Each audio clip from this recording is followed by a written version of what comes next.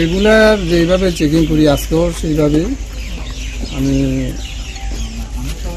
2:30-এ BSF RPF আমরা CRPF staff সহ Ambassa rail স্টেশনে চেকিংয়ে বেরে নর্মাল চেকিং প্রতিদিনই যেরকম করি আজকেও সেইভাবে চেকিং করতে এখানে আমাদের থানার কাছাকাছি তারা দুজনের সাসপেক্টেড মনে হলো, জিজ্ঞাসাবাদ করলাম, করার পরে দেখা গেল তারা বাংলাদেশি। ওই বাংলাদেশের তারা চার্জ করে তাদের কাছ থেকে মোবাইল এবং ইন্ডিয়ান কারেন্সি একটা করে টিকিট পাওয়া গেল।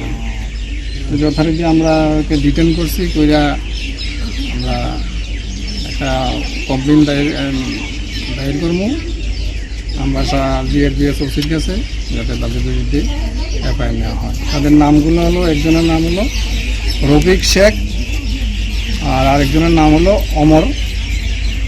অমরউল্লাহ। দুজনে বাংলাদেশে। তাদের কাছে কোনো বৈধ কোনো কাগজপত্র না, এমন কোনো বৈধ কোনো কাগজ নাই, শুধু তাদের কাছে দুটো মোবাইল, একটা করে রেলের টিকিট আর ইন্ডিয়ান কারেন্সি একজনের কাছে 1000 টাকা আর একজনের কাছে 4000 টাকা। কোন জায়গা থেকে ঢুকছে তারা? তারা ওইটাছে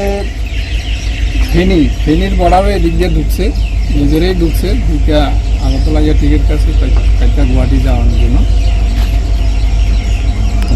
তাদের সঙ্গে অন্য কিছু পাওয়া গেছে? না, এমনি কোনো কিছু পাওয়া গেছে। এখন কোন স্টেশনের টিকিটটা পাওয়া গেছে? এটা আগরতলা থেকে কাটছে, আগরতলা থেকে গুয়াহাটি যাবে।